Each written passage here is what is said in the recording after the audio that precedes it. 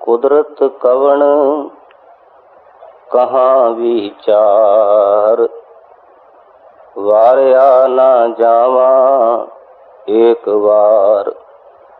जो तुद पावै साई भली कार, तू सदा सलामत निरंकार। जो तुद पावै साई भली कार, तू सदा सलामत निरंकार। वाहिगुरु जी का खालसा, वाहिगुरु जी की फतेह। परम सत्कारयोग सतगुरु जी के पावन चरना विच सुशोभित गुरु सवारी साध संगत जीओ, जपजी दी पंच प्रवान पंच प्रधान वाली पौड़ी दे अंदर सतगुरु उन्हां मनुखां दी गल करदे हन जिहड़े परमात्मा दी सिफत सलाह सुन के ते ओहदे उत्ते प्रतीत रख के भरोसा करके भी परमात्मा इतना ही अनंत बेअंत है तुरदे हन। वो मनुख पंच हन, श्रेष्ठ ने। परमात्मा के दर उत्ते वही प्रवान हन, वही प्रधान ने ते उस राजियां दे राजे वाहिगुरु अकाल पुरख दे चरनां विच आदर मान सत्कार भी उन्हां नूं ही मिलदा है। ते सतगुरु सच्चे पातशाह कहंदे ने वो जिहड़े पंच ने, वो जो श्रेष्ठ मनुख हन, ये ना समझ लेना कि ऐसे मनुख जिहड़े ने वो परमात्मा दी कुदरत दा, परमात्मा दी सत्ता दा कोई अंत पा सकते होणगे, क्योंकि बंदे च ये बहुत वड्डी भुल है कि कोई भी भगत गुरमुख महापुरख जरा को धार्मिक सुभाव का बंदा मिलिया नहीं ते बंदा कहता है इन्हें खरे रब अपनी जेब विच पाया है। ये एडी वड्डी गुस्ताखी है कि ये सानू धर्म नूं समझण नहीं देंदी। इसलिए सतगुरु सच्चे पातशाह सारी बाणी दे अंदर बार बार इस गल उत्ते चोट करते हैं, बार बार ये गल चेते कराउंदे ने भी ये भुलेखा अपने दिमाग विचों कढ दईए। किसी दे संबंध विच इथों तक भी सतगुरु कहंदे ने भी गुरु पीर पैगंबर अवतार वड्डे तो वड्डे वो भी परमात्मा बारे तुच्छ मात्र जानते हैं, बहुता उन्होंने भी नहीं पता। ते असीं तां साधारण छोटे छोटे बंदियां नूं कह दिंदे भी इन्हां ने रब अपनी जेब च बंद कीता है।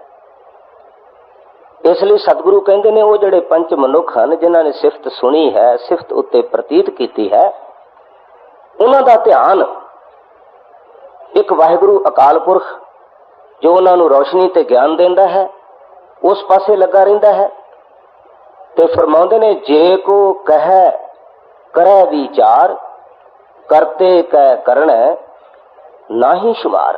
कहंदे ने ऐसे पंच मनुखां विचों भी जे कोई मनुख परमात्मा दा कोई विचार करता है, परमात्मा दे संबंध विच कुछ कहंदा है, तां वो यही गल कहेगा कि करते कै करण ना ही शुमार।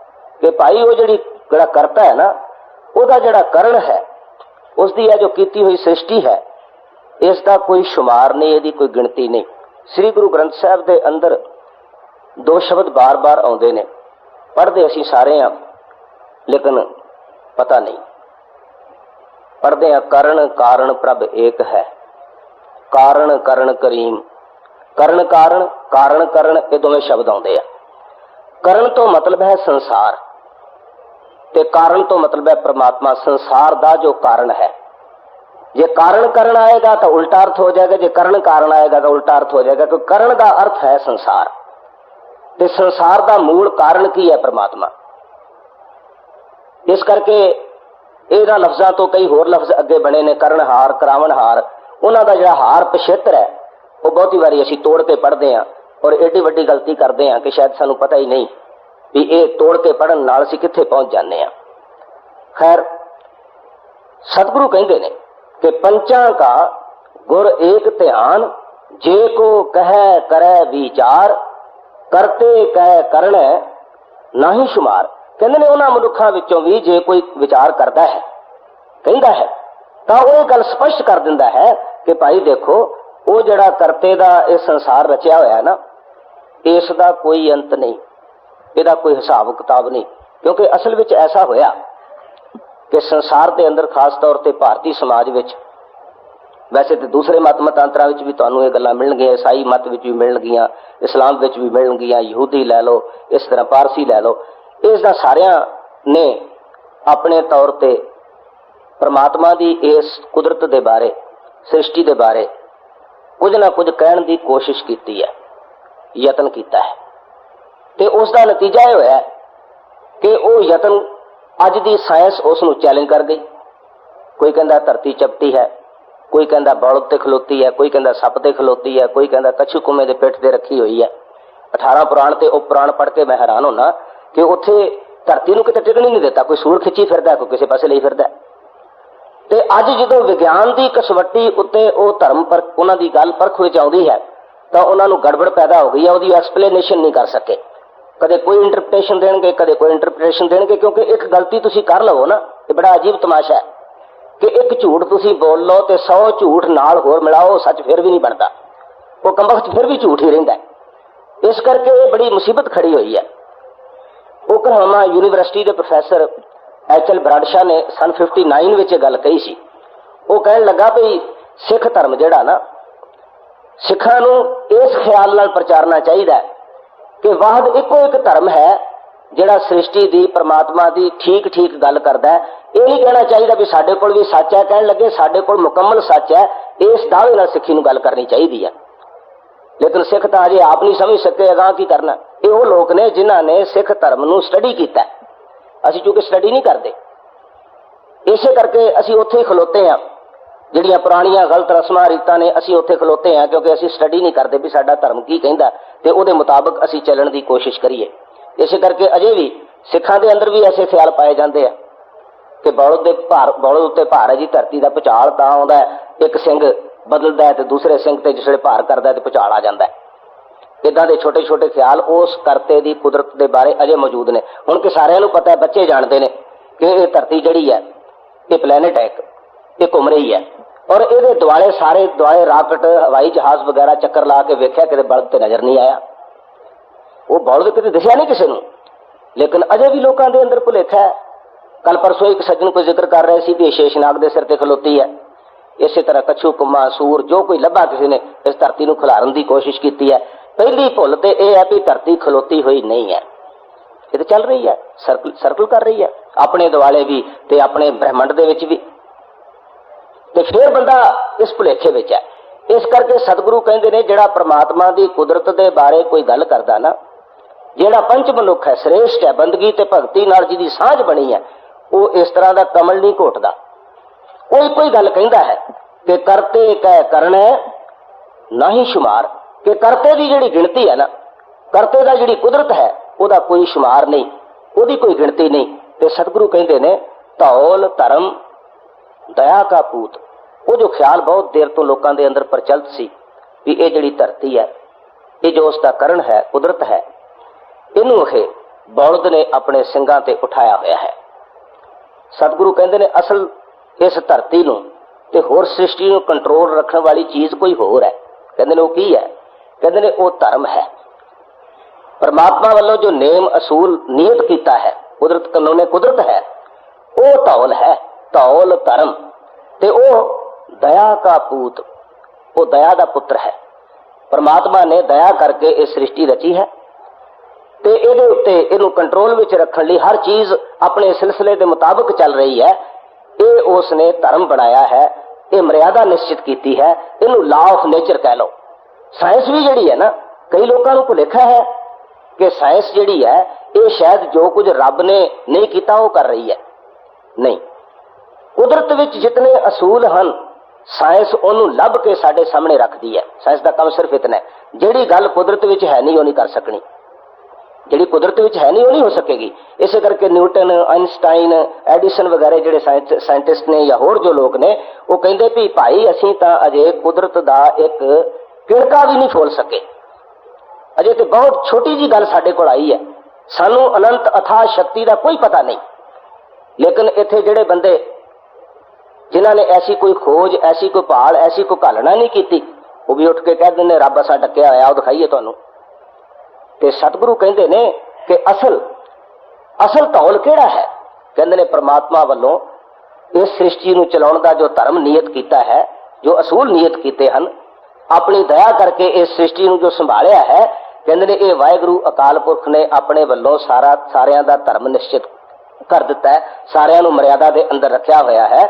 ਸੰਤੋਖ ਥਾਪ ਰੱਖਿਆ ਜਿਨ ਸੂਤ, ਕਹਿੰਦੇ ਜਿਹੜਾ ਧਰਮ ਪ੍ਰਮਾਤਮਾ ਨੇ ਨਿਸ਼ਚਿਤ ਕੀਤਾ ਹੈ ਕੁਦਰਤ ਦਾ, ਉਸ ਧਰਮ ਨੇ, ਜਿਸ ਧਰਮ ਨੂੰ ਪ੍ਰਮਾਤਮਾ ਨੇ ਕਾਇਮ ਕੀਤਾ ਹੈ, ਉਸ ਨੇ ਇਸ ਨੂੰ ਸੂਤਰ ਵਿੱਚ ਮਰਿਆਦਾ ਦੇ ਅੰਦਰ ਸੰਤੋਖ ਰੱਖਿਆ ਹੋਇਆ ਹੈ, ਸੰਤੋਖ ਨੂੰ ਕਾਇਮ ਕੀਤਾ ਹੈ। ਭਾਵ ਸ੍ਰਿਸ਼ਟੀ ਆਪਣੇ ਦਾਇਰੇ ਵਿੱਚ ਘੁੰਮ ਰਹੀ ਹੈ, ਧਰਤੀ, ਸੂਰਜ, ਚੰਦਰਮਾ, ਇਹ ਸਭ ਕੁਝ ਜਿਹੜੇ ਨੇ ਉਹ ਪ੍ਰਮਾਤਮਾ ਵੱਲੋਂ ਦਿੱਤਾ ਹੋਇਆ ਜਿਹੜਾ ਸੰਤੋਖ ਹੈ, ਜਿਹੜਾ ਉਹਦੇ ਧਰਮ ਦੇ ਕਾਨੂੰਨ ਦੇ ਮੁਤਾਬਕ ਹੈ, ਉਸ ਦੀ ਮਰਿਆਦਾ ਦੇ ਅੰਦਰ ਨੇ। ਤੁਸੀਂ ਹਿਸਾਬ ਲਾਉਨੇ ਹੋ ਕਿ ਧਰਤੀ ਇਤਨੇ ਦਿਨਾਂ ਵਿੱਚ ਆਪਣੇ ਦੁਆਲੇ ਚੱਕਰ ਕੱਟਦੀ ਹੈ, ਇਤਨੇ ਸਾਲ ਵਿੱਚ ਇਤਨਾ ਘੁੰਮਦੀ ਹੈ, ਭ੍ਰਮਣ ਕਰਦੀ ਹੈ। ਇਹ ਜਿਹੜੇ ਹਿਸਾਬ ਕਿਤਾਬ ਨੇ ਇਹ ਅਸਾਂ ਅੱਜ ਮਿਣਤੀ ਵਿੱਚ ਲਿਆਂਦੇ ਨੇ, ਲੇਕਿਨ ਪ੍ਰਮਾਤਮਾ ਨੇ ਆਦਿ ਕਾਲ ਤੋਂ ਇਹਨਾਂ ਨੂੰ ਇਸੇ ਤਰ੍ਹਾਂ ਚਲਾਇਆ। ਅਸਾਂ ਸਿਰਫ ਟਾਈਮ ਦਾ ਮੇਜਰਮੈਂਟ ਕੀਤਾ, ਲੱਭਣ ਦੀ ਕੋਸ਼ਿਸ਼ ਕੀਤੀ ਹੈ, ਇੱਕ ਅੰਦਾਜ਼ਾ ਲਾਇਆ ਹੈ, ਲੇਕਿਨ ਇਹਦਾ ਮਤਲਬ ਇਹ ਨਹੀਂ ਕਿ ਅਸਾਂ ਇਸ ਨੂੰ ਨਿਸ਼ਚਿਤ ਕੀਤਾ, ਨਹੀਂ, ਅਸਾਂ ਸਿਰਫ ਉਸ ਚੱਕਰ ਨੂੰ ਲੱਭਿਆ, ਗਿਣਿਆ, ਹੋਰ ਕੁਝ ਨਹੀਂ। ਇਸ ਕਰਕੇ ਸਤਿਗੁਰੂ ਕਹਿੰਦੇ ਨੇ ਕਿ ਪ੍ਰਮਾਤਮਾ ਨੇ ਹੀ ਧਰਮ ਕਾਇਮ ਕੀਤਾ, ਪ੍ਰਮਾਤਮਾ ਨੇ ਹੀ ਇਹਨੂੰ ਸੂਤਰ ਵਿੱਚ ਰੱਖਿਆ ਹੈ, ਪ੍ਰਮਾਤਮਾ ਨੇ ਹੀ ਇਹਨੂੰ ਸੰਤੋਖ ਦਿੱਤਾ ਆਪਣੀ ਥਾਂ ਤੇ ਟਿਕਣਾ। ਜਿੱਦਾਂ ਕਿ ਆਸਾ ਦੀ ਵਾਰ ਵਿੱਚ ਗੁਰੂ ਸਾਹਿਬ ਕਹਿੰਦੇ ਨੇ, ਭੈ ਵਿੱਚ ਸੂਰਜ, ਭੈ ਵਿੱਚ ਚੰਦ, ਉਹ ਕਰੋੜੀ ਚਲਤ ਨਾ ਅੰਤ, ਭੈ ਵਿੱਚ ਸਿੱਧ ਬੁੱਧ ਸੁਰ ਨਾਥ, ਭੈ ਵਿੱਚ ਆਡਾਣੇ ਆਕਾਸ਼, ਕਹਿੰਦੇ ਨੇ ਸਭ ਕੁਝ ਉਸ ਦੇ ਕੰਟਰੋਲ ਵਿੱਚ ਹੈ, ਉਹਦੇ ਤੋਂ ਬਾਹਰ ਕੋਈ ਨਹੀਂ ਹੈ। ਪਰ ਸਤਿਗੁਰੂ ਕਹਿੰਦੇ ਨੇ ਜੇ ਇਸ ਗੱਲ ਨੂੰ ਕੋਈ ਸਮਝ ਲਵੇ, ਜੇ ਕੋ ਬੁੱਝੈ ਹੋਵੇ ਸਚਿਆਰ, ਜੇ ਇਸ ਅਸੂਲ ਨੂੰ ਕੋਈ ਸਮਝ ਲੈ ਵੀ ਹਾਂ ਸਭ ਕੁਝ ਪ੍ਰਮਾਤਮਾ ਦੇ ਵਸ ਵਿੱਚ ਹੈ, ਫਿਰ ਤਾਂ ਉਹ ਸੱਚ ਦੇ ਪ੍ਰਕਾਸ਼ ਹੋਣ ਯੋਗ ਹੋ ਜਾਏਗਾ। ਤੇ ਜੇ ਉਹ ਕਵੇ ਨਹੀਂ ਇਹ ਗੱਲਾਂ ਤੇ ਮੇਰੇ ਵਸ ਵਿੱਚ ਨੇ, ਮੇਰੇ ਅਧਿਕਾਰ ਵਿੱਚ ਨੇ, ਆਪਣੇ ਹਿਸਾਬ ਕਿਤਾਬ ਨਾਲ ਤੁਰਨ ਦੀ ਕੋਸ਼ਿਸ਼ ਕਰੇ ਤੇ ਕਈ ਕਿਸਮ ਦੇ ਭਰਮ ਤੇ ਵਹਿਮ ਖੜੇ ਕਰ ਲਵੇ, ਤਾਂ ਸਤਿਗੁਰੂ ਸੱਚੇ ਪਾਤਸ਼ਾਹ ਕਹਿੰਦੇ ਨੇ ਕਿ ਉਸ ਦੇ ਪੱਲੇ ਕੁਝ ਨਹੀਂ ਪੈਣਾ। ਫਿਰ ਗੁਰਦੇਵ ਕਹਿੰਦੇ ਨੇ ਕਿ ਜਿਹੜੇ ਮਨੁੱਖ ਇਹ ਆਖਦੇ ਹਨ ਕਿ ਧਰਤੀ ਬਲਦ ਦੇ ਉੱਤੇ ਖਲੋਤੀ ਹੈ, ਕਹਿੰਦੇ ਨੇ ਉਹਨਾਂ ਨੂੰ ਸੋਚਣਾ ਚਾਹੀਦਾ ਹੈ ਕਿ ਇੱਕ ਬਲਦ ਨਿਮਾਣਾ ਇਸ ਧਰਤੀ ਦੇ ਇਤਨੇ ਭਾਰ ਨੂੰ ਕਿਵੇਂ ਚੁੱਕ ਸਕਦਾ ਹੈ। ਧਵਲੇ ਉੱਪਰ ਕਿਤਾ ਭਾਰ, ਕਿਤਨਾ ਭਾਰ ਹੈ। ਕਹਿੰਦੇ ਕਦੇ ਕਿਸੇ ਨੇ ਸੋਚਿਆ ਨਹੀਂ ਕਿ ਇੱਕ ਬਲਦ ਜਿਹੜਾ ਹੈ ਉਹ ਇਸ ਸਮੁੱਚੀ ਧਰਤੀ ਦਾ, ਇਸ ਪ੍ਰਿਥਵੀ ਦਾ ਇਤਨਾ ਭਾਰ ਜਿਹੜਾ ਹੈ ਕਿਦਾਂ ਚੁੱਕ ਸਕਦਾ ਹੈ। ਧਵਲੇ ਉੱਪਰ ਕਿਤਾ ਭਾਰ। ਫਿਰ ਗੁਰੂ ਸਾਹਿਬ ਇੱਕ ਤਰਕ ਦਿੰਦੇ ਆ, ਕਹਿੰਦੇ ਨੇ ਧਰਤੀ ਹੋਰ ਪਰੈ ਹੋਰ। ਇਹਦਾ ਪਾਠ ਇਉਂ ਨਹੀਂ ਗਾ ਵੀ ਧਰਤੀ ਹੋਰ ਪਰੈ ਹੋਰ, ਇਹ ਪਾਠ ਗਲਤ ਹੈ। ਧਰਤੀ ਦਾ ਹੋਰ ਨਾਲ ਕੋਈ ਸੰਬੰਧ ਨਹੀਂ ਹੈ। ਧਰਤੀ ਫੈਮਿਨਿਨ ਜੈਂਡਰ ਹੈ, ਇਸਤਰੀ ਲਿੰਗ ਹੈ। ਹੋਰ ਜਿਹੜਾ ਹੈ ਪੁਲਿੰਗਵਾਚਕ ਹੈ, ਇਹ ਬੌਧ ਵਾਸਤੇ ਆਇਆ। ਪਾਠ ਹੈ ਧਰਤੀ ਹੋਰ ਪਰੈ ਹੋਰ, ਕਿ ਇਸ ਧਰਤੀ ਦੇ ਥੱਲੇ ਹੋਰ ਬੌਲਦ ਹੈ। ਕਿਉਂਕਿ ਜੇ ਦੇਖੋ ਨਾ, ਬੌਲਦ ਉੱਤੇ ਧਰਤੀ ਖੜੀ ਹੈ ਤੇ ਉਹ ਬੌਲਦ ਕਾਹਦੇ ਤੇ ਖਲੋਤਾ ਹੈ? ਹੁਣ ਬੌਲਦ ਨੂੰ ਖਲੋਣ ਲਈ ਵੀ ਤੇ ਕੋਈ ਥਾਂ ਚਾਹੀਦਾ ਨਾ। ਇਹਦਾ ਮਤਲਬ ਉਹ ਕਹਿੰਦੇ ਨੇ ਜੀ ਉਹਦੇ ਥੱਲੇ ਹੋਰ ਧਰਤੀ ਹੈ। ਤੇ ਸਤਿਗੁਰੂ ਕਹਿੰਦੇ ਜਿਹੜੀ ਉਹਦੇ ਥੱਲੇ ਧਰਤੀ ਹੈ ਉਹਨੂੰ ਕਿਹੜੇ ਬੌਲਦ ਨੇ ਚੁੱਕਿਆ? ਮੁਸੀਬਤ ਖੜੀ ਹੋ ਗਈ ਨਾ। ਇਹ ਤਾਂ ਉਹ ਹੈ ਨਾ ਵੀ ਮੁਰਗੀ ਪਹਿਲੋਂ ਸੀ ਕਿ ਅੰਡਾ ਪਹਿਲੋਂ ਸੀ, ਲੱਭਣਾ ਔਖਾ ਹੋ ਗਿਆ। ਫਿਰ ਜੇ ਉਹਦੇ ਥੱਲੇ ਧਰਤੀ ਹੈ ਤੇ ਫਿਰ ਉਹਦੇ ਥੱਲੇ ਹੋਰ ਬੌਲਦ ਹੋਏਗਾ। ਇਸ ਕਰਕੇ ਸਤਿਗੁਰੂ ਕਹਿੰਦੇ ਨੇ ਇਹ ਸਿਲਸਿਲਾ ਕਿੱਥੇ ਮੁੱਕੇਗਾ? ਧਰਤੀ ਹੋਰ ਪਰੈ ਹੋਰ, ਕਹਿੰਦੇ ਨੇ ਧਰਤੀ ਦੇ ਥੱਲੇ ਹੋਰ ਬੌਲਦ, ਫਿਰ ਉਹਦੇ ਥੱਲੇ ਹੋਰ, ਇਹ ਸਾਰਾ ਸਿਲਸਿਲਾ। ਤੇ ਕਹਿੰਦੇ ਨੇ ਜਿਹੜਾ ਅਖੀਰਲਾ ਬੌਲਦ ਹੈ ਅਗਰ ਕਿਤੇ ਅੰਤ ਤੇ ਹੋਏਗਾ ਨਾ, ਕਹਿੰਦੇ ਨੇ ਤਿਸ ਤੇ ਭਾਰ, ਉਹ ਜਿਹੜਾ ਅਖੀਰਲਾ ਬੌਲਦ ਹੈ ਉਹਦੇ ਉੱਤੇ ਭਾਰ ਹੈ। ਤੇ ਸਾਨੂੰ ਇਸ ਗੱਲ ਦਾ ਉੱਤਰ ਲੱਭਣਾ ਚਾਹੀਦਾ ਵੀ ਤਲੈ ਕਮਨ ਜ਼ੋਰ, ਉਹਦੇ ਥੱਲੇ ਕਿਹੜਾ ਜ਼ੋਰ ਹੈ? ਅਗਰ ਜੇ ਕੋਈ ਅਖੀਰਲੀ ਧਰਤੀ ਜਾਂ ਅਖੀਰਲਾ ਬੌਲਦ ਮੰਨ ਲਵਾਂਗੇ ਤਾਂ ਉਹਦੇ ਥੱਲੇ ਵੀ ਤਾਂ ਕਿਸੇ ਦੀ ਤਾਕਤ ਚਾਹੀਦੀ ਹੈ ਨਾ, ਉਹਦੇ ਥੱਲੇ ਵੀ ਤਾਂ ਕੋਈ ਸਹਾਰਾ ਚਾਹੀਦਾ ਨਾ। ਯਾਨੀ ਕਿ ਗੁਰੂ ਸਾਹਿਬ ਨੇ ਇੱਕ ਤਰਕ ਨਾਲ ਇਸ ਚੀਜ਼ ਨੂੰ ਰੱਦ ਕਰ ਦਿੱਤਾ ਕਿ ਇਹ ਸਿਲਸਿਲਾ ਕਦੇ ਗਿਣਿਆ ਹੀ ਨਹੀਂ ਜਾ ਸਕਦਾ। ਜੇ ਇਸ ਤਰ੍ਹਾਂ ਵੀ ਮੰਨ ਲਈਏ ਤਾਂ ਇਹਦਾ ਵੀ ਅੰਤ ਕੋਈ ਨਹੀਂ, ਪਰ ਹੈ ਨਹੀਂ ਹੈ। ਇਸ ਕਰਕੇ ਸਤਿਗੁਰੂ ਕਹਿੰਦੇ ਨੇ ਕਿ ਧਰਤੀ ਹੋਰ ਪਰੈ ਹੋਰ, ਤਿਸ ਤੇ ਭਾਰ ਤਲੈ ਕਮਲ ਜ਼ੋਰ। ਕਹਿੰਦੇ ਨੇ ਉਹਦੇ ਥੱਲੇ ਦੱਸੋ ਕਿਹਦਾ ਜ਼ੋਰ ਹੈ? ਤਾਂ ਸਤਿਗੁਰੂ ਫਿਰ ਉਸੇ ਮਜ਼ਮੂਨ ਵੱਲ ਆਉਂਦੇ ਨੇ, ਕਹਿੰਦੇ ਨੇ ਜੀ ਜਾਤ ਰੰਗਾਂ ਕੇ ਨਾਮ। ਕਹਿੰਦੇ ਨੇ ਕਈ ਕਿਸਮ ਦੇ ਜੀਵ ਹਨ, ਕਈ ਜਾਤਾਂ ਸ਼੍ਰੇਣੀਆਂ ਦੇ, ਕਈ ਰੰਗਾਂ ਦੇ, ਉਹਨਾਂ ਦੇ ਕਈ ਪ੍ਰਕਾਰ ਦੇ ਨਾਮ ਨੇ। ਅੱਜ ਤੱਕ ਸ੍ਰਿਸ਼ਟੀ ਵਿੱਚ ਪੁਰਾਣਾ ਇੱਕ ਅੰਦਾਜ਼ਾ ਸੀ 84 ਲੱਖ ਜੂਨ ਹੈ। ਗੁਰੂ ਸਾਹਿਬ ਨੇ ਇਹਦਾ ਜ਼ਿਕਰ ਜ਼ਰੂਰ ਕੀਤਾ ਬਾਣੀ 'ਚ, ਲੇਕਿਨ ਗੁਰੂ ਸਾਹਿਬ ਇਹਦੇ ਉੱਤੇ ਮੋਹਰ ਨਹੀਂ ਲਾਉਂਦੇ 84 ਨੇ। उन्होंने करोड़ों का भी जिक्र किया, असंख ते अनगिणत का भी जिक्र किया। कई बार साडे सिख भी झगड़ा करते हैं, वो कहते जी गुरु साहब ने 84 लाख जोन का बड़ी बार जिक्र किया। मैं बाणी ध्यान नाल नहीं कोई पढ़ी, उन्हें करोड़ों वारी भी जिक्र किया, उन्हें कई ते अनगिणत ते असंख भी कहा। उत्थे तुहाडा 84 कित्थे जाएगा? गुरु साहब किसी गिणती नाल बजे हुए नहीं हैं। भाषा विच जिहड़े प्रयोग चल रहे हैं, मुहावरे चल रहे हैं, उन्हां दा भी वो जिक्र करते हैं, लेकिन अपना सिद्धांत उन्हां दा विलक्षण है। इस करके सतगुरु कहते हैं जी जात रंगा के नाम, कहते हैं कई नावां दे, कई जातां दे, कई रंगां दे जीव हन, सबना लिखिया बुढ़ी कलाम। कहते अनगिणत प्रकार के लोगों ने सारिया नहीं बड़ी तेज कलम नाल, जिहड़ी बुढ़ी कलाम तो मतलब है अरोक कलम, जिहड़ी रुकदी नहीं, बड़ी तेजी नाल लिखी जा रही है। कहते ने परमात्मा के संबंध में बहुत कुछ लिखने की कोशिश की है, पर यह लेखा लिख जाना है कोई। कहते ने जे कोई मनुख परमात्मा का कुदरत का हिसाब किताब लिख के लिखना जानता होवे, लिख के दस सके, लेखा लिखिया केता होए। कहते वो लिखण बह जाएगा ना, तो वो जेड़े लिखे हुए ग्रंथ ने, ओदियां जड़ियां लिखिया हुई पुस्तकां ने जो लिखेगा, कहते ने लेखा लिखिया केता होए। पता नहीं कितना हो जाएगा। और देखो हुण तक संसार में अज प्रेस का युग है, तो बड़िया किताबां धड़ाधड़ छप रही ने, ते पुराने समय तो लैके हुण तक दियां जितनियां किताबां ग्रंथ ने जे इकट्ठे कर लो ना सारे, तो आप गिण नहीं सकांगे, कोई ना कोई फिर भी रह जाएगा विचों। इस करके सतगुरु कहते हैं कि परमात्मा का लेखा अगर कोई लिखने की भी कोशिश करे तो यह कहा नहीं जा सकता कि वह लेखा लिखिया केता होए, कितना हो जाएगा। कहते ने केता तान सवाल्यो रूप, कहते ने उसका तान बल कितना है, उसका रूप सुंदर कितना है, केती दात उसकी दात कितनी है, जाने कौन कूत, कूत का मतलब है माप अंदाजा मेजरमेंट तोल। कहते ने कौन है जिहड़ा उसका अंदाजा जान सकता है, उहदे संबंधी कोई अंदाजा नहीं लाया जा सकता। सिर्फ इतनी गल है कि असी उहदे बारे विचार कर सकते हैं कि वह बेअंत है। विचार भी इस निर्णय ते पहुंचनी है कि वह बेअंत है। विचार का मतलब यह नहीं कि विचार करके असी उहदी गिणती मिणती कोई हिसाब कर लवांगे, नहीं, विचार करके सानू पता लगेगा कि वह बेअंत है। जे विचार तो बिना ही असी बेअंत कही जावांगे तो फिर साडी शरधा अन्नी है। याद रखना, सिख जिहड़ा है इहदी शरधा ज्ञानमयी है, इसे करके उन्हें शब्द नूं गुरु आख्या गया, क्योंकि सिख जिहड़ा वो विचार करके समझ के ते फिर कहता कि वह बेअंत है। सिख अखां मीट के नहीं कहता कि वह बेअंत है। ते इसे करके गुरु साहब ने बार बार कहा भी शब्द नूं विचारो, बाणी नूं विचारो, समझो, क्योंकि वो कहते हैं कि जे तुसीं बिना विचार दे अखां मीट के कोई गल करोगे तो अशरदा अज्ञानता ते भरम पैदा होणगे। इस करके सतगुरु सच्चे पातशाह ने मनुख की जिंदगी में जिहड़े निके निके भरम सन उन्होंने छंड के रख दिता। और सिखां नूं पता कितना चितन किया। गुरु हरगोबिंद साहब के इतिहास में एक घटना है। एक पंडित सतगुरु जी के दरबार में आया, पंडित का नाम इतिहासकारां ने नित्यानंद दिता है। गुरु साहब सिखां नूं चितन करने बहुत कुछ करते रहे ने। उन्होंने कहन लगे भी तू कथा कर। कथा भी उहदे कोलों करवाई उन्होंने गरुड़ पुराण की, जिहड़े कि सनातनी मर्यादा के मुताबिक जिस वे कोई प्राणी गुजर जाता है तो गरुड़ पुराण की कथा करते हैं। उहदे विच जीव का इस लोक विचों प्रलोक जाण का वर्णन है जो उन्होंने हिसाब नाल है। उन्हें कथा की तो उहदे साल का हिसाब किताब है भी साल में किद्दां पहुंचदा जीव, कित्थों कित्थों लंघदा, की उन्होंने चाहिए, सारा कुछ दस्या होया।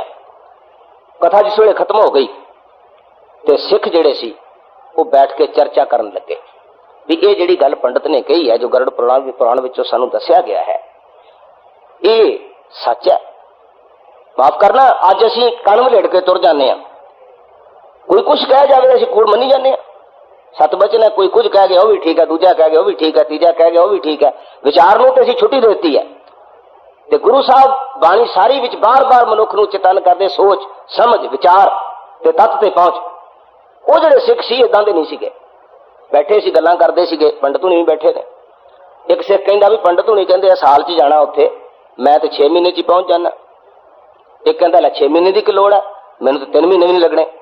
दूजा बोलिया कहता 3 महीने की, मैं तो 15 दिन चला जाऊंगा। एक होर बोल पिया, आखण गल है आपां नूं जाण दी की लोड़ है, आपां ते गुरु चरनां विच इत्थे ही सब कुछ है। यानी कि सिखां ने उस सारी गिणती मिणती का मजाक उड़ा दिता। ते पंडित रोन लग गया भी एक ही बनया मेरे नाल। शिकायत की उन्हें गुरु हरगोबिंद साहब पास, आखण लगा भी गरीब नवाज मैं तो सारा विद्वता का जोर ला दिता है, ਜੋ ਮੇਰੇ ਗ੍ਰੰਥ ਵਿੱਚ ਲਿਖਿਆ ਤੇ ਜੋ ਇਹਦੀ ਮੈਂ ਐਕਸਪਲੇਨੇਸ਼ਨ ਕਰ ਸਕਦਾ ਕੀਤੀ ਹੈ ਵਿਆਖਿਆ, ਤੇ ਇਹ ਸਿੱਖ ਤੁਹਾਡੇ ਇਹ ਤੇ ਮੈਨੂੰ ਮੂਰਖ ਜਾਪਦੇ ਆ, ਇਹ ਮਜ਼ਾਕ ਕਰਦੇ ਪਏ ਨੇ। ਸਤਿਗੁਰੂ ਕਹਿਣ ਲੱਗੇ ਪੰਡਤ ਜੀ ਇਹ ਸਿੱਖ ਕੀ ਸਮਝਦੇ ਨੇ, ਕੀ ਜਾਣਦੇ ਨੇ, ਇਹ ਵੀ ਤੁਹਾਨੂੰ ਪਤਾ ਲੱਗ ਜਾਂਦਾ ਹੈ। ਭਾਈ ਗੁਰਦਾਸ ਸਾਹਿਬ ਨੂੰ ਕਿਹਾ ਵੀ ਪੰਡਤ ਜੀ ਤੁਸੀਂ ਇਹਨਾਂ ਦੀ ਤਸੱਲੀ ਤੁਸੀਂ ਕਰਾਓ ਪੰਡਤ ਹੋਰਾਂ ਦੀ। ਭਾਈ ਸਾਹਿਬ ਨੇ ਫਿਰ ਸਮਝਾਇਆ ਉਹਨਾਂ ਨੂੰ ਕਿ ਦੇਖੋ ਪੰਡਤ ਜੀ ਇਹ ਜਿਹੜਾ ਤੁਹਾਡਾ ਹਿਸਾਬ ਕਿਤਾਬ ਹੈ ਨਾ, ਅਸੀਂ ਇਹਦੇ ਤੇ ਭਰੋਸਾ ਨਹੀਂ ਕਰਦੇ, ਸਿੱਖ ਇਹਦੇ ਤੇ ਵਿਸ਼ਵਾਸ ਨਹੀਂ ਕਰਦੇ। ਸਿੱਖ ਤਾਂ ਇਸ ਜੀਵਨ ਵਿੱਚ ਬੰਦਗੀ ਕਰਕੇ, ਧਰਮ ਦੀ ਕਿਰਤ ਕਰਕੇ, ਵਾਹਿਗੁਰੂ ਦੀ ਭਗਤੀ ਦੇ ਸਦਕਾ ਸਦੀਵ ਕਾਲ ਲਈ ਅਕਾਲ ਪੁਰਖ ਦੇ ਚਰਨਾਂ ਵਿੱਚ ਨਿਵਾਸ ਕਰਦੇ ਨੇ। ਇਹਨਾਂ ਨੂੰ ਕਿਸੇ ਪਿੱਤਰ ਲੋਕ ਵਿੱਚ ਜਾ ਕੇ ਬਹਿਣ ਦੀ ਕੋਈ ਜ਼ਰੂਰਤ ਨਹੀਂ, ਪਿੱਛੋਂ ਲੋਕੀ ਰੋਟੀਆਂ ਭੇਜਣ, ਕੱਪੜੇ ਭੇਜਣ, ਅੜੇ ਰਹਿਣ, ਵਿਚਕਾਰ ਇਹਨਾਂ ਦਾ ਕੋਈ ਮਸਲਾ ਇਹ ਨਹੀਂ ਹੈ। ਸਤਿਗੁਰੂ ਸੱਚੇ ਪਾਤਸ਼ਾਹ ਦੀ ਫਿਲਾਸਫੀ ਜਿਹੜੀ ਸੀ ਉਹ ਜਿਸ ਵੇਲੇ ਪੰਡਤ ਨੂੰ ਪਤਾ ਲੱਗਾ ਤੇ ਸਤਿਗੁਰੂ ਕਹਿਣ ਲੱਗੇ ਪੰਡਤ ਜੀ ਇਹਨਾਂ ਸਿੱਖਾਂ ਉੱਤੇ ਪ੍ਰਭਾਵ ਪਾ ਕੇ ਤੇ ਇਹਨਾਂ ਨੂੰ ਤੁਸੀਂ ਆਪਣੀ ਵਲਗਣ ਵਿੱਚ ਹੁਣ ਨਹੀਂ ਲਿਜਾ ਸਕਦੇ, ਇਹ ਚੇਤਨ ਹੋ ਗਏ ਨੇ। ਇਹ ਉਸ ਵੇਲੇ ਦੇ ਸਿੱਖਾਂ ਦੀ ਗੱਲ ਹੈ ਕਿ ਮਰਨ ਪਰਨ ਦੀ ਸਾਰੀ ਗੱਲ ਖਤਮ ਕਰ ਦਿੱਤੀ, ਕੋਈ ਸੂਤਕ ਨਹੀਂ, ਕੋਈ ਪਾਤਕ ਨਹੀਂ। ਤੇ ਅੱਜ ਅਸੀਂ ਨਿੱਕੀ ਨਿੱਕੀ ਗੱਲ ਤੇ ਵਹਿਮ ਕਰਦੇ ਆਂ ਵੀ ਘਰ ਬੱਚਾ ਜੰਮ ਪਿਆ ਤੇ ਆਖ ਦਿੰਦੇ ਆਂ ਵੀ ਹੁਣ ਇਹ ਬੀਬੀ ਪਵਿੱਤਰ ਹੋ ਗਈ ਹੈ, ਚੌਂਕੇ 'ਚ ਨਹੀਂ ਵੜ ਸਕਦੀ। ਹਾਲਾਂਕਿ ਗੁਰੂ ਕਹਿੰਦੇ ਨੇ ਸਭੋ ਸੂਤਕ ਭਰਮ ਹੈ, ਅਸੀਂ ਕਿੱਥੇ ਖਲੋਤੇ ਆਂ? ਇਹਦਾ ਮਤਲਬ ਸਾਨੂੰ ਗੁਰੂ ਤੇ ਕੋਈ ਭਰੋਸਾ ਨਹੀਂ। ਮੈਂ ਕਈ ਵਾਰੀ ਹੱਸਦਾ ਹੁੰਦਾ ਵੀ ਬੱਚਾ ਤੇ ਹਸਪਤਾਲ ਜੰਮਦਾ, ਸਾਰਾ ਹਸਪਤਾਲ ਹੀ ਮਾੜਾ ਹੋ ਗਿਆ, ਕੀ ਕਰੋਗੇ ਉੱਥੇ ਤੁਸੀਂ? ਗੁਰਮਤ ਬਹੁਤ ਸਾਇੰਟੀਫਿਕ ਹੈ, ਲੇਕਿਨ ਅਸੀਂ ਵਿਚਾਰ ਨਹੀਂ ਕਰਦੇ। ਔਰ ਸਾਨੂੰ ਬਹੁਤ ਸਾਰੇ ਲੋਕ ਮਿਲਦੇ ਆ ਜਿਹੜੇ ਕਹਿੰਦੇ ਪੜ੍ਹੀ ਚਲੋ ਵਿਚਾਰ ਨਾ ਕਰੋ।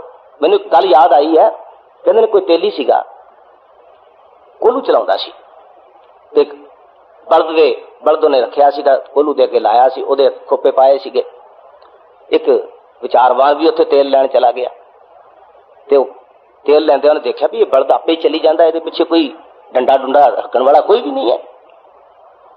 ਉਹਨੇ ਤੇਲੀ ਨੂੰ ਪੁੱਛਿਆ, ਆਖਣ ਲੱਗਾ ਵੀ ਭਲੇ ਮਾਨਸ ਇਹ ਤੇਰਾ ਬਲਦ ਬੜਾ ਵਫਾਦਾਰ ਹੈ, ਤੂੰ ਪਿੱਛੇ ਹੁੰਦਾ ਹੀ ਨਹੀਂ, ਫਿਰ ਵੀ ਕੰਮ ਕਰੀ ਜਾਂਦਾ। ਉਹ ਕਹਿਣ ਲੱਗਾ ਨਹੀਂ ਵਫਾਦਾਰ ਨਹੀਂ ਹੈ, ਇਹਦਾ ਆਸੇ ਪਾਸੇ ਧਿਆਨ ਨਹੀਂ ਜਾਂਦਾ, ਮੈਂ ਖੋਪੇ ਦਿੱਤੇ ਨੇ, ਇੱਧਰ ਉੱਧਰ ਕੁਛ ਨਹੀਂ ਦਿਸਦਾ ਇਹਨੂੰ। ਤੇ ਕਹਿੰਦਾ ਵੀ ਜੇ ਉਹ ਬਲਦ ਖਲੋਤਾ ਹੀ ਰਵੇ ਤੈਨੂੰ ਕਿੱਦਾਂ ਪਤਾ ਲੱਗੂਗਾ? ਆਖਣ ਲੱਗਾ ਮੈਂ ਗਲ 'ਚ ਟੱਲੀ ਪਾਈ ਹੈ, ਜਰਾ ਕਿ ਮੈਨੂੰ ਪਤਾ ਲੱਗਦਾ ਨਾ ਵੀ ਟੱਲੀ ਨਹੀਂ ਖੜਕੀ ਤੇ ਮੈਂ ਆਣ ਕੇ ਇੱਕ ਦਿਨ ਫਿਰ ਚੱਲ ਪੈਂਦਾ। ਤੇ ਉਹ ਕਹਿਣ ਲੱਗਾ ਜੇ ਖੜਾ ਖੜਾ ਹੀ ਧੌਣ ਹਲਾਈ ਜਾਵੇ ਤੇ ਟੱਲੀ ਖੜਕੀ ਜੇ ਫਿਰ ਕੀ ਕਰੇਗਾ? ਕਹਿੰਦਾ ਦੌੜ ਜਾ, ਇੱਥੇ ਤੈਨੂੰ ਤੇਲ ਨਹੀਂ ਦੇਣਾ, ਤੂੰ ਤੇ ਮੇਰੇ ਬਲਦ ਦਾ ਸੁਭਾਅ ਖਰਾਬ ਕਰ ਦੇਂਗਾ। ਖਾਮਾ ਕਰਨਾ ਅੱਜ ਵੀ ਐਸਾ ਹੀ ਸੋਚਿਆ ਜਾਂਦਾ ਸਿੱਖਾਂ ਨਾਲ ਵੀ ਸਿੱਖ ਕਿਤੇ ਵਿਚਾਰਨ ਨਾ ਲੱਗ ਪੈਣ, ਸਾਡੀ ਦੁਕਾਨਦਾਰੀ ਮੁੱਕ ਜੇਗੀ। ਮਾਫ ਕਰਨਾ, ਸਿੱਖ ਉਹਨਾਂ ਚਿਰ ਸਿੱਖੀ ਦੀ ਸਹੀ ਸਪਿਰਿਟ ਨੂੰ ਨਹੀਂ ਪਕੜੇਗਾ ਜਿਤਨਾ ਚਿਰ ਉਹ ਬਾਣੀ ਨੂੰ ਚੰਗੀ ਤਰ੍ਹਾਂ ਵਿਚਾਰ ਕੇ ਸਮਝ ਕੇ ਤੇ ਉਹਦੇ ਮੁਤਾਬਕ ਆਪਣੀ ਜ਼ਿੰਦਗੀ ਨਹੀਂ ਢਾਲੇਗਾ।